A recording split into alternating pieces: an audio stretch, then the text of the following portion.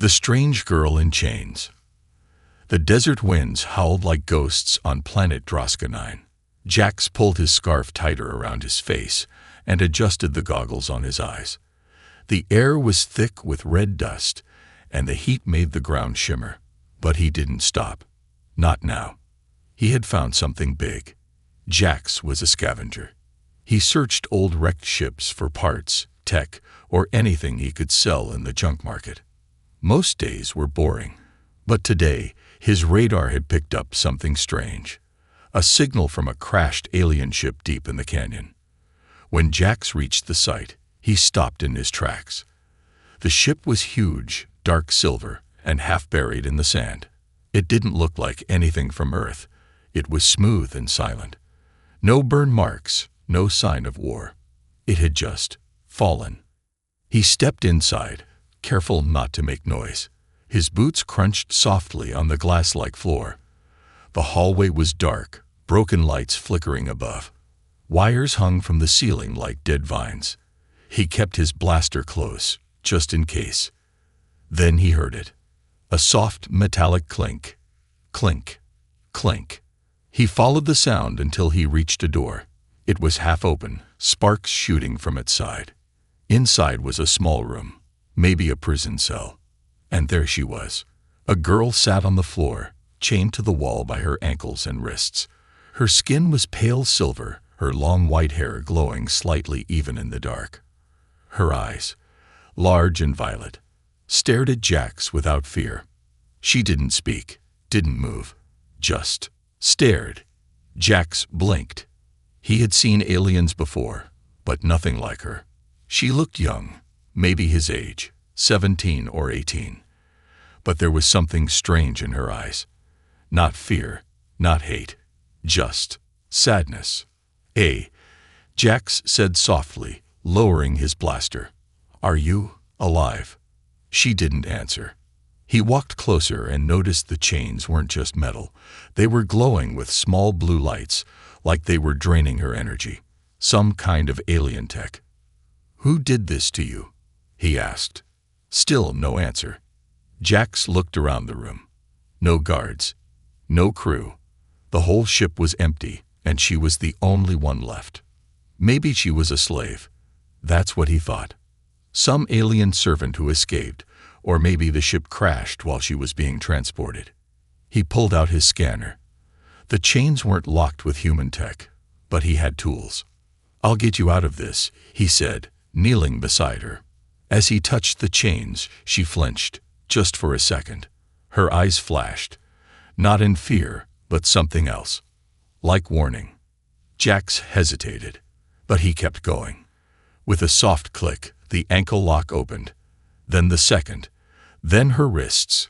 She slowly pulled her hands to her chest and looked at the marks on her skin where the metal had burned her. "You're free," Jax whispered. She looked up at him again. This time, her lips moved, just a little. "Thank you." Her voice was soft, almost like a song. It didn't sound like English, but he understood it somehow. Maybe it was in his head. Jax helped her stand. She was weak. She leaned on him, her body cold, even in the heat. "I'm Jax," he said. "I'll take you back to town. Don't worry, you'll be safe." She didn't reply, but she didn't pull away either. Back at his small cabin on the edge of town, Jax gave her food and water. She didn't eat much, just stared at the stars through the window like she was waiting. Jax asked her name. She didn't answer. He asked where she came from. Still silence. He started calling her Star, because of her eyes and the way she stared at the sky. "You're probably just some rich alien slave," he muttered one night. "Maybe I can sell you for credits, or maybe you're broken." Star looked at him. No anger, no sadness, just calm. That night, as Jax lay in bed, he saw her sit near the window. Her eyes glowed brighter now. She whispered something, strange words he couldn't understand.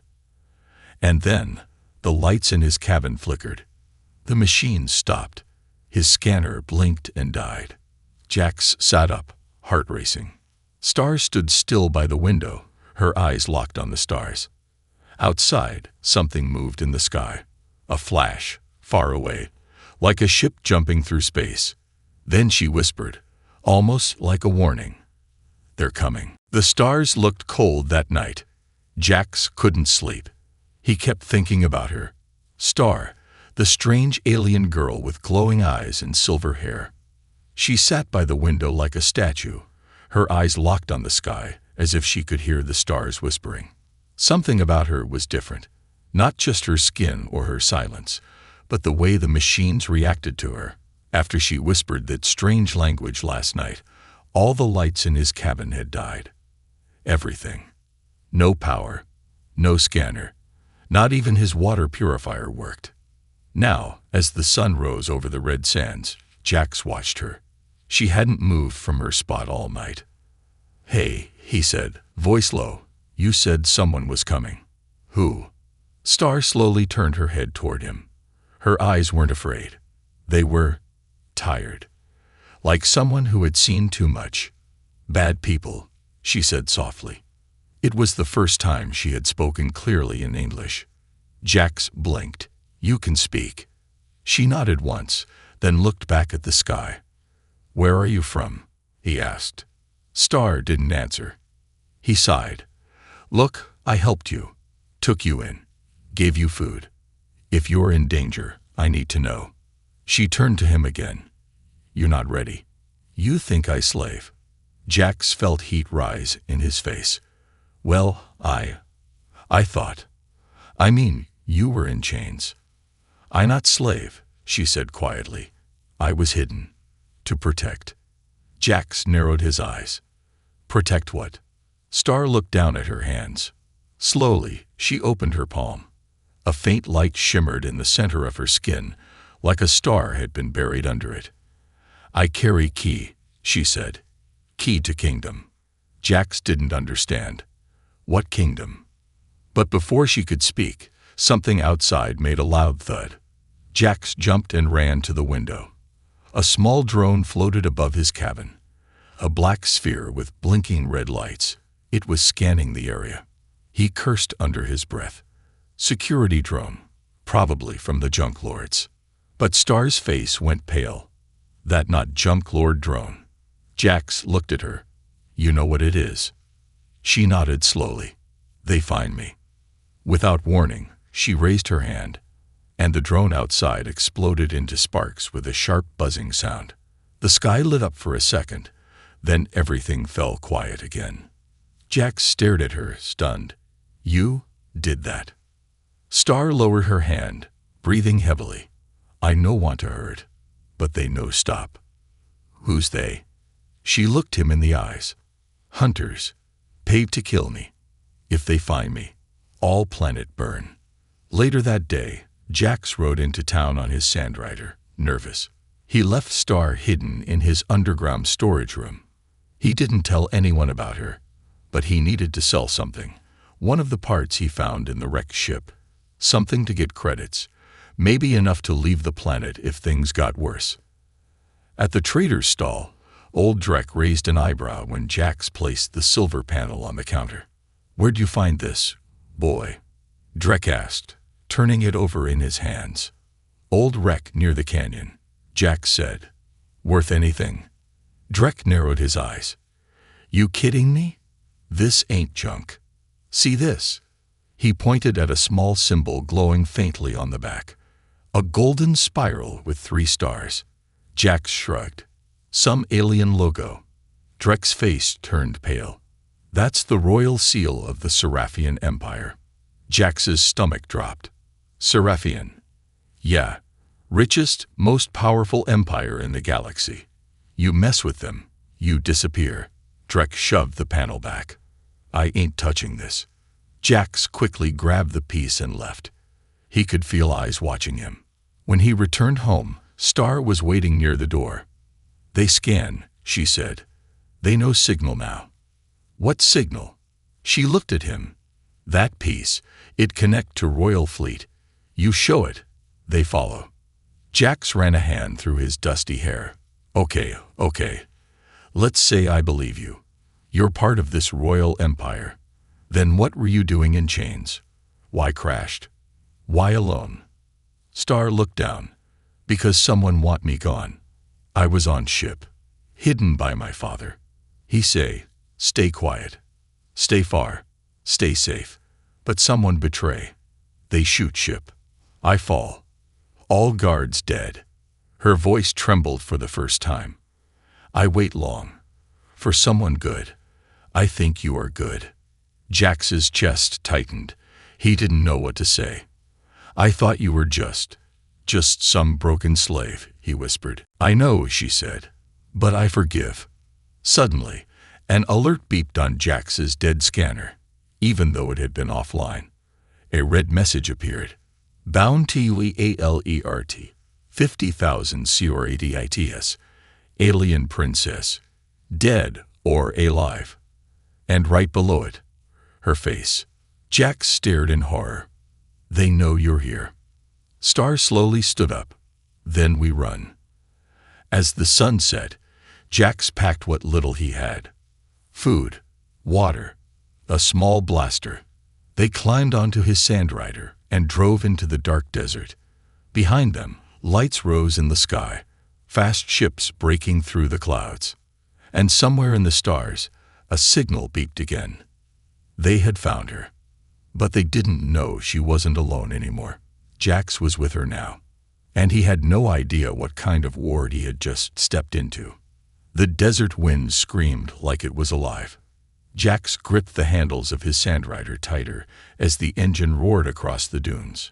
Star sat behind him, silent but alert, her eyes scanning the skies.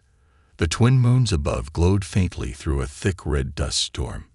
They had been riding for 2 hours. Behind them, death was coming.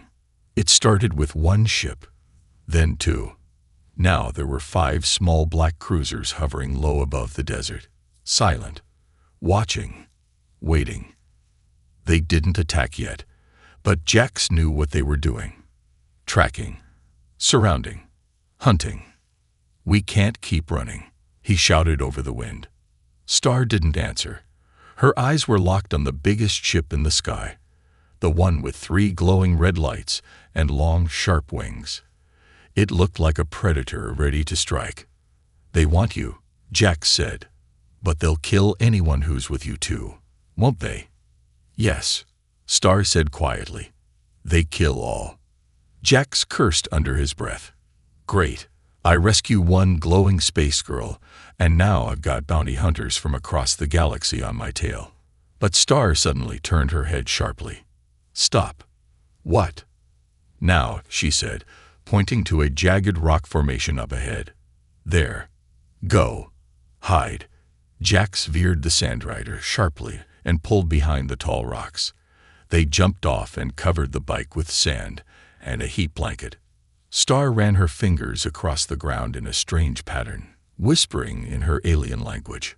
A second later, the air around them shimmered like heat waves, and their bodies vanished from view. Jax blinked. What did you just do? Invisibility field, Star said calmly. Old tech. Not last long. Above them, the shadow of a cruiser passed slowly, scanning the rocks with red beams. Jax held his breath. The beam passed through their position and kept moving. It didn't see them. He let out a deep breath.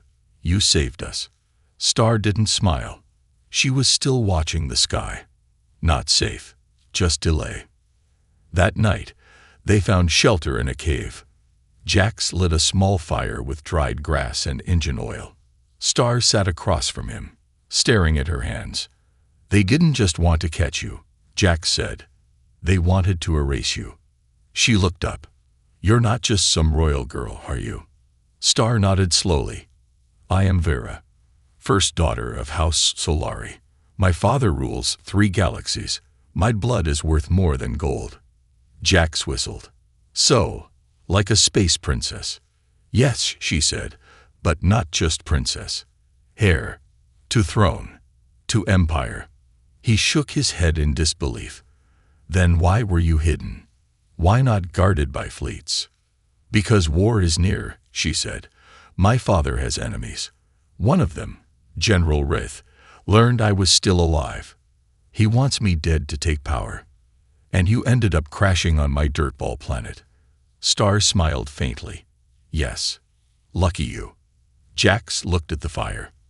I should have walked away when I found you. But you didn't. No, he said softly. I didn't. Outside, a sudden boom shook the cave. Sand fell from the ceiling. Then a voice echoed through the air, deep and mechanical. 2V human, CALEJX. Surrender, the alien girl. You have one HOR. Refuse, and we burn your Taiwan. Jax froze. His town, the only place he had known. The people, the junk traders, even the annoying ones. They know your name, Star whispered. Jax stood up, fists clenched. They must have hacked the bounty network. They're watching everything. What will you do? She asked. I don't know, he said. But I'm not giving you to them. You will die. He looked her in the eyes. So be it. They didn't go to the town. They went under it. Jax led Star to an old mining tunnel that ran beneath the junk market. It hadn't been used in years, but Jax knew the way. I used to hide down here as a kid, he said, when the older scavengers bullied me. The tunnel was dark and quiet. Echoes of old voices still seemed to float through the air. At the end of the tunnel was a locked steel door. Jax kicked it open. Inside was a control room, old Earth tech, dusty, but still working. Star walked to the center console. I need signal crystal, she said. Jax pulled something from his pocket, the same crystal she gave him back when they first met. She took it gently and placed it into a glowing port. The entire room lit up with blue lines and star charts. Jax stepped back. What is that? She didn't answer. Instead, her voice changed. Stronger, louder. This is Princess Vera Solari of the Seraphian Empire. I am alive. I call to the royal fleet. I activate Protocol 7. Send protectors. Send fire. The signal pulsed through the stars like a ripple on a quiet lake. Far away, something woke up. Back above the surface, the bounty hunters had landed. Soldiers in black armor marched through the junk town, shouting, kicking doors, dragging people into the streets. The leader, a tall, pale man with one cybernetic eye, stood in the center of town, holding a hologram of Jax's face. Find him, he growled. Find the girl. Burn everything if you must. One of the soldiers turned to him. Sir, we've intercepted a signal from deep underground. The man smiled. She called for help. Good. Let the royal dogs come. We'll kill her in front of them. Back in the tunnel, Jax looked at Vyra. They'll trace that signal. We don't have long. Vyra turned to him. I'm ready to fight. Jax handed her a blaster. Then let's show them humans don't give up easy. A loud boom echoed from above. They were coming. But Jax wasn't scared now. He had something worth protecting. And Vyra wasn't just a princess anymore. She was family. The ground trembled. Dust fell from the ceiling of the old mining tunnel. The lights flickered. Far above, engines roared, and soldiers marched through the surface town, hunting. But down below, in the hidden room of ancient Earth tech, a storm was waking. Princess Vera stood in front of the glowing console. Her long white hair floated slightly in the air, as if responding to invisible energy. The crystal she had placed earlier was now pulsing with light. Steady, strong, unstoppable. Jax watched from behind her, his heart racing. You really did it, he whispered. You called your people. Vyra nodded slowly. Signal will reach Seraphian fleet. They come. He walked closer. How long before they get here? Unknown, she said. Time bends when signal travels. Could be hours. Could be minutes. Outside, another explosion shook the tunnels. Jax reached for his blaster. We won't last long if they find this place. Vyra turned to face him. Her silver eyes shimmered like moonlight. You saved me, she said softly. Jax looked away. I didn't know who you were. But still, you stayed. He gave a small smile. Guess I have a habit of doing dumb things. Vera stepped forward. No, you have a good heart. He tried to laugh. Tell that to the soldiers about to kill us. Suddenly, the console behind her beeped. A message flashed. Royal Nenel, co-enfafire B.O.B. la N.E.I.D.N.T.I.F.I. Welsiomu Highness. Jax's eyes widened. What does that mean? Vira stepped back from the console. The machine scanned her body in blue light. Princess Viari, Tzolar. Right fuel HEIR to the THRONE of how USE Isobelari. Access guaranteed. The console shifted. A hidden compartment opened in the wall. Inside was something glowing. Jax stepped forward and stared. It was a cube, small, golden, floating just above a metal pedestal. Inside it, stars seemed to swirl like a miniature galaxy. What is that? He asked, barely breathing. Vira didn't speak for a moment. Then she said, the heart of Seraphia. He blinked. Sounds important. It is, she said. It holds codes to the royal fleet, the economy, the empire's wealth. If it falls into wrong hands, trillions suffer. Jax stumbled back. And you've had it, this whole time. Vira touched the glass around it. It was hidden in me, in my body, only released when I reach Royal Beacon. Jax rubbed his face. So let me get this straight. You're not just a princess. You're the key to a whole civilization's power and money. Vira looked at him. Yes. Jax gave a slow whistle. No pressure. But before she could respond, a deep boom echoed from the tunnels outside. Then voices. Marching. They had been found. Jax and Vera rushed out of the control room. They ran through the old mine tunnels, passing broken tracks and long dead lamps. Behind them, footsteps grew louder. Vira stopped for a second, placed her hand on the wall, and whispered something. The tunnel behind them collapsed in a cloud of dust and rock. Jax coughed. Remind me never to make you mad. They kept running until they reached a broken shaft. The only way up was a metal ladder leading to a hatch. Jax climbed first. He pushed open the hatch and looked around. They had come up into an old scrapyard on the edge of town. Everything looked quiet. Too quiet. Then came the voice. Well, well. The princess climbs from the dirt. Jax turned sharply. A tall man in black armor stood just a few feet away, holding a large rifle. His face was pale, half covered in cybernetic plates. One glowing red eye focused on them. Vira froze. General Rith, she said, voice tight. Jax raised his blaster. Back off. Rith chuckled. You think I came all this way without knowing who you are, boy? You're a nobody. A scavenger. You don't belong next to her. She's not yours to take, Jax growled. Rith's smile disappeared. Oh, she is. Once I remove her from the bloodline, I claim the throne. The riches. The fleets. The future. Vera stepped forward. If you kill me, the heart destroys itself. I only need your blood, he said coldly.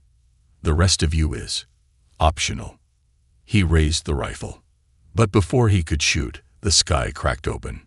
A massive thunderous roar filled the air. Everyone turned. Above them, space itself seemed to split. A glowing hole opened in the clouds, and from it, a giant golden ship descended, bright as a sun. Around it, smaller silver ships followed in perfect formation. The royal fleet had arrived. Rith cursed. Too soon. Vira stepped in front of Jax. Her hands glowed. You wanted war, she said. You get it. A beam of golden energy shot from her palm, slamming into Rith's chest. He flew back, crashing through piles of scrap metal. Soldiers appeared behind him, but the royal fleet had already begun its assault. Lasers flew. Missiles rained down.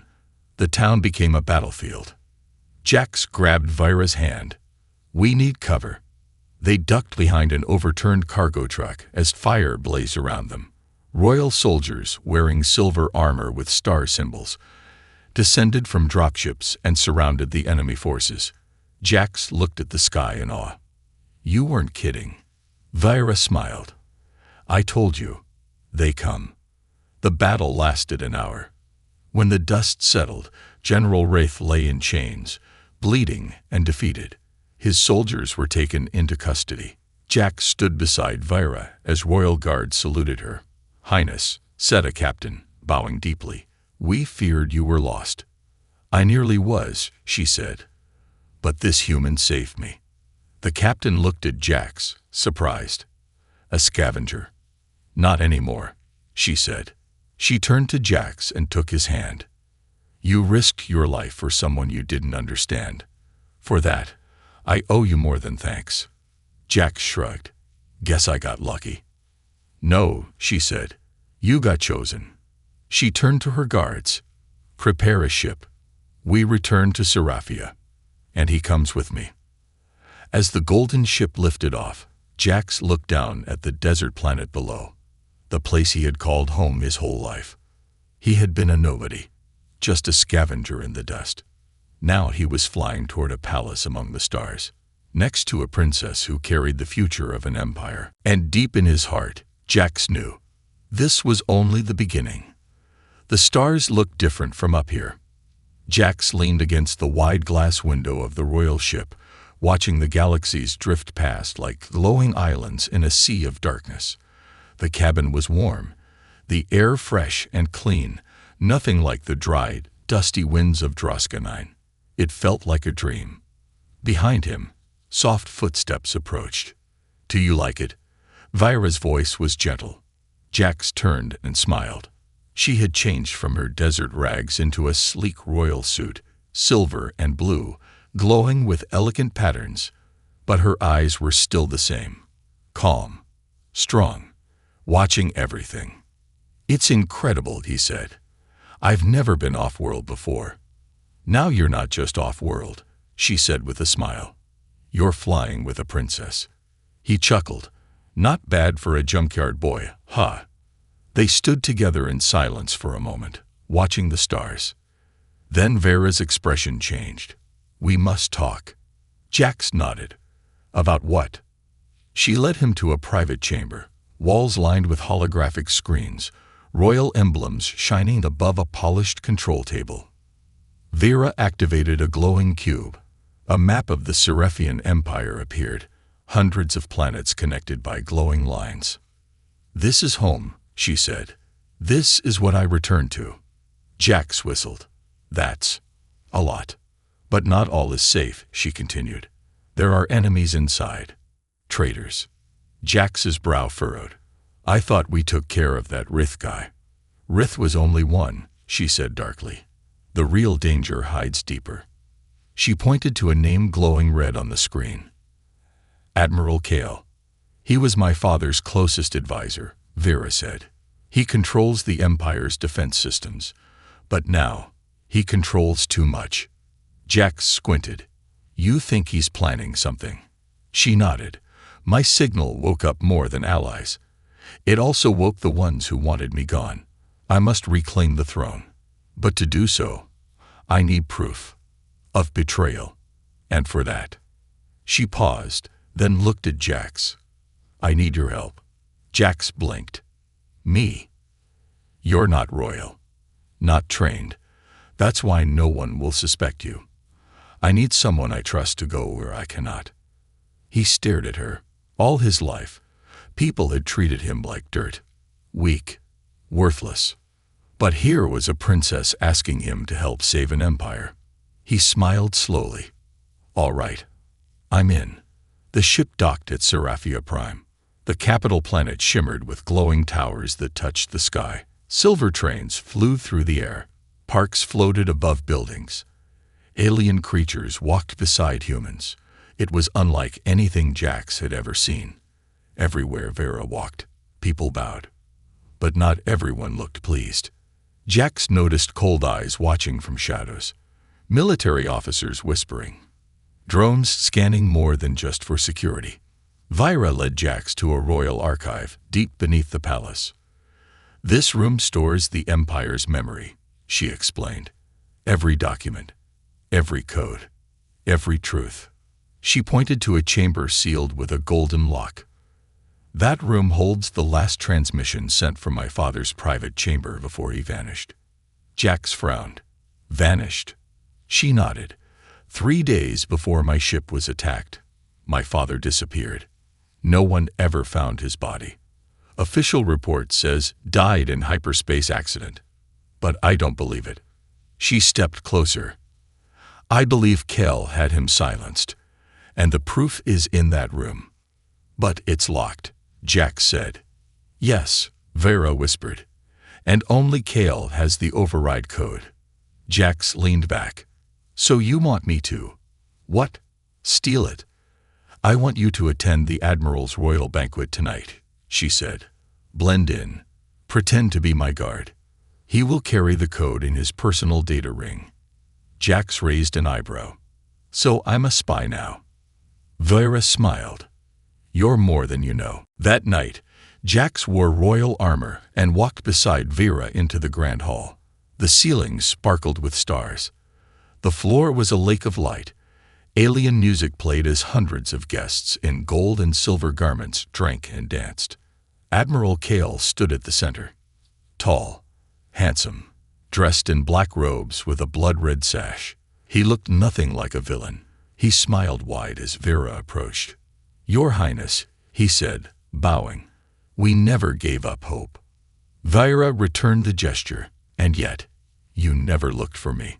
Kale laughed softly. "The Empire believed you were lost. I kept it safe for your return." Jax stood silently beside her, watching everything. Kel's ring glowed softly on his right hand. That was the target. Jax stayed close as the night continued.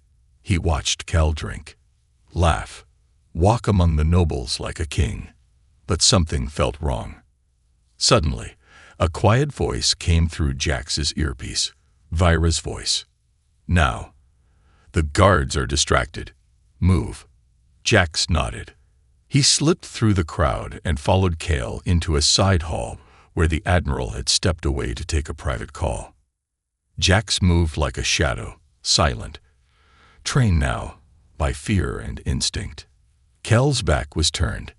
In a smooth move, Jax lifted a small device from his belt, a magnetic loop. He tapped it to the Admiral's ring. A soft click. Download started. 5 seconds. 4. 3. Kale turned. Jax smiled nervously. "Apologies, sir. Princess Vera asked me to bring you back." Kel's eyes narrowed. "What's your name, soldier?" "Jax," he said. Kale stared at him for a moment, then smiled. "You're the desert rat, aren't you?" Jax blinked. "I know everything, boy," Kale said coldly. "You think you're special. You're just a tool she's using. I'm helping her save her people." Kale leaned in.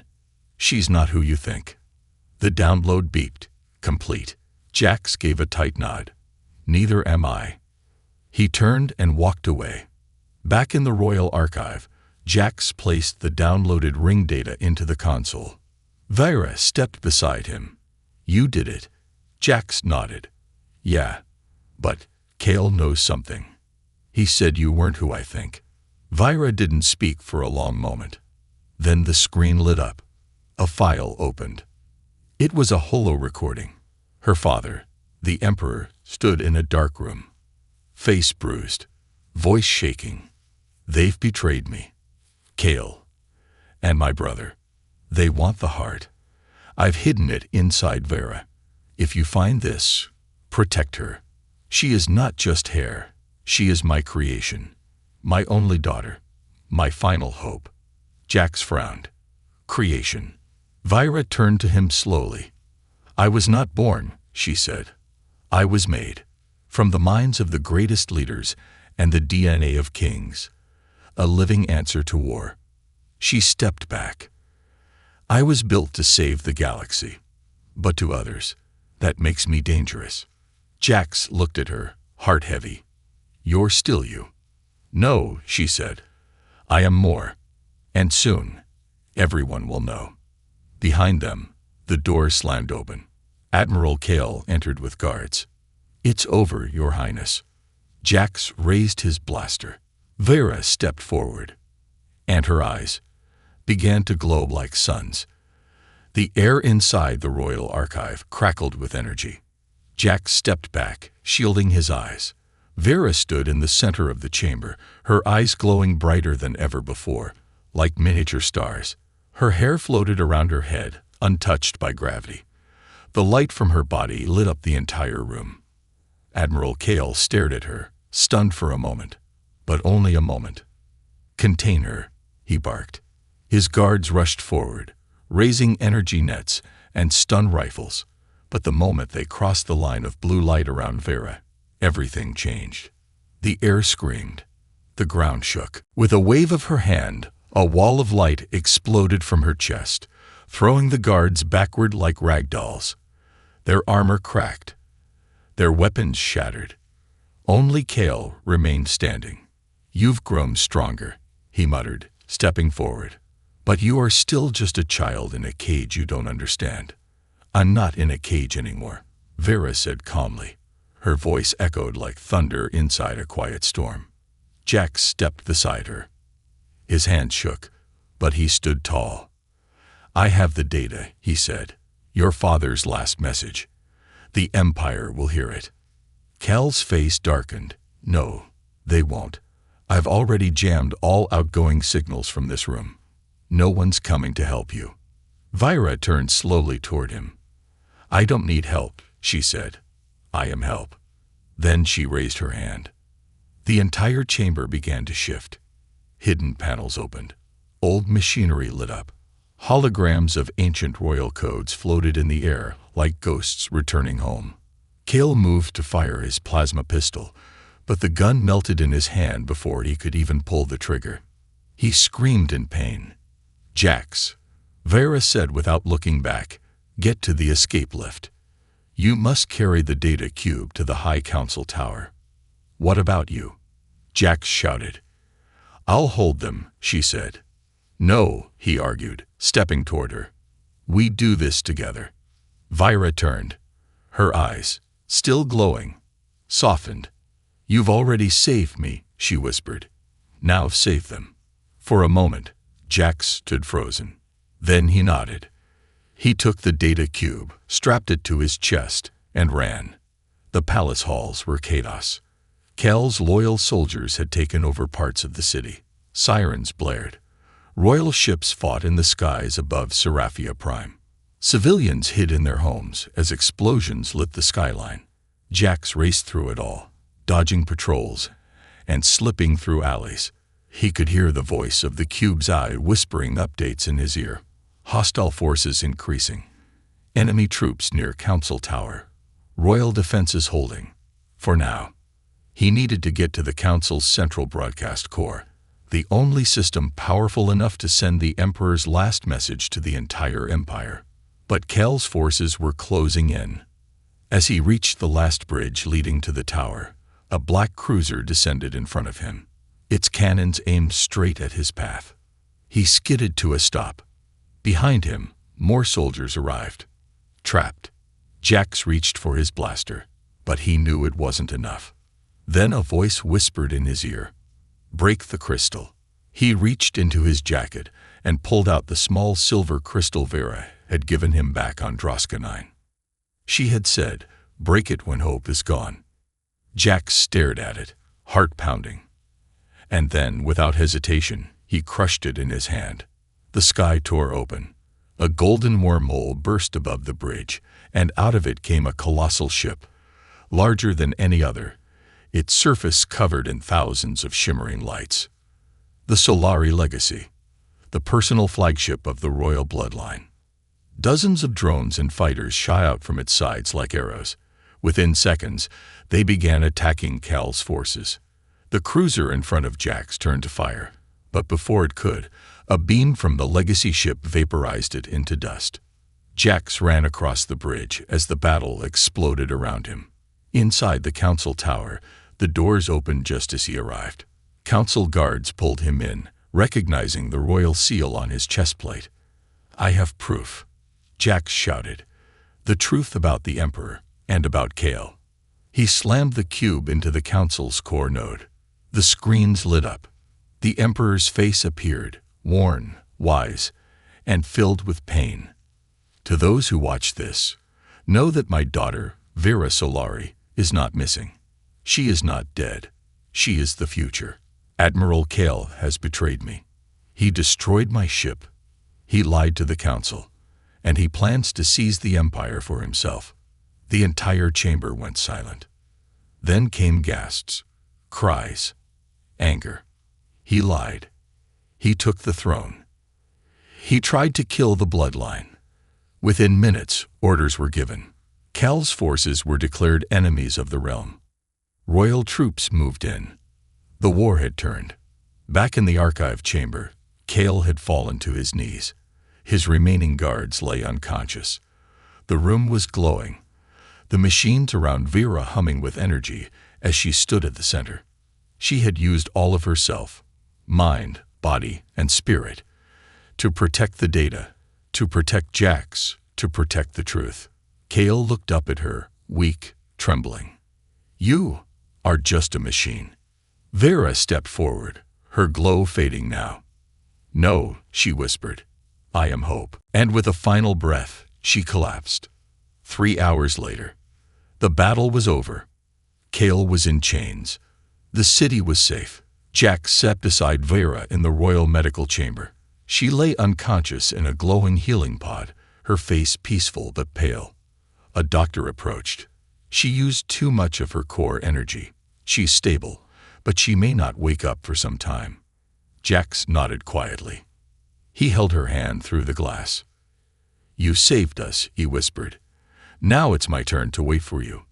1 week later, the entire galaxy watched the coronation.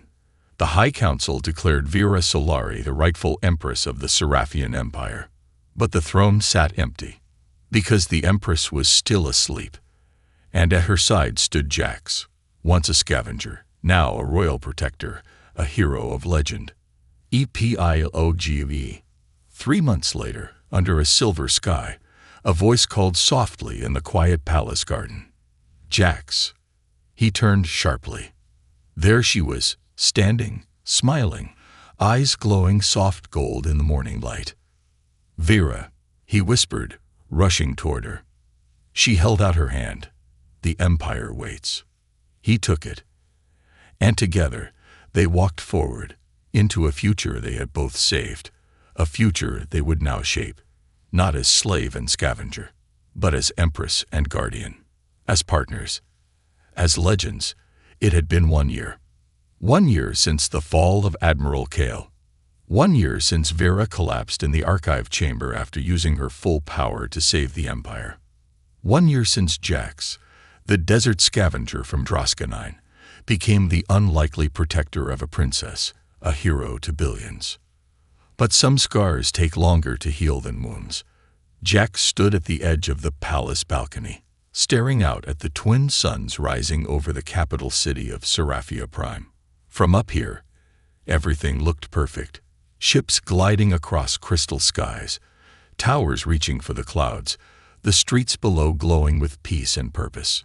But inside Jax, there was only one question. Would she ever come back? Behind him, the sound of soft footsteps made his heart skip. He turned slowly. She was there. Alive. Awake. Vira. She wore a simple white dress, no royal robes, no crown. Her hair was loose, her eyes clear, but softer than before. Not glowing. Just alive. "You're really here," Jax whispered, breathless. "I woke up 2 days ago," she said gently. "They told me not to move, but I had to see you." Jax crossed the room in 3 steps and wrapped his arms around her. "I thought I lost you," he said into her shoulder. "You saved me," she whispered. Again. Later, they sat in the palace garden. the same place the former emperors used to meditate before making decisions that changed the fate of worlds. Vira held a small tablet in her hand. Messages, reports, alerts. "Everyone expects me to take the throne tomorrow," she said. Jax nodded. "It's yours. You earned it." Vira looked at him. "But I don't want it. Not like this." He raised an eyebrow. "What do you mean?" She turned to face him fully. "I was created to lead, shaped by scientists, programmed to rule wisely. But in the end, it wasn't my power that saved the Empire. It was your heart," Jax said softly. "No," she replied, eyes shining. "It was yours." Jax looked away. "I didn't do much." "You believed in someone broken," Vira said. "Someone chained, lost, and hunted. You looked at me and saw more than a title. You saw a person." She placed the tablet down on the bench. "I don't want to sit on a throne above everyone," she said. "I want to walk beside them. Beside you." Jax stared at her. "You're giving up the crown." "I'm changing it," she said. "The Empire needs more than a ruler. It needs a voice that listens, hands that heal, people who feel. It needs to become something better. And I need to be more than what I was made for." She reached into her pocket and held out a small object. The heart of Seraphia, now dim, but still pulsing faintly. "It used to mean control," she said. "Now it will mean something else." She stood up and walked to the nearby fountain. Slowly, she placed the glowing cube in the water. Instead of sinking, it floated and slowly dissolved into light. Jax stood beside her, stunned. "You gave up everything." Vira shook her head. "No, I chose something better." That evening, the people of Seraphia gathered in the Sky Amphitheater. Billions watched the live stream. But instead of a coronation, they saw something no one expected. Vira walked onto the stage wearing no crown, no robe. She held Jax's hand. She faced the cameras and said, "I am Vira Solari, once heir to 1,000,000,000 worlds.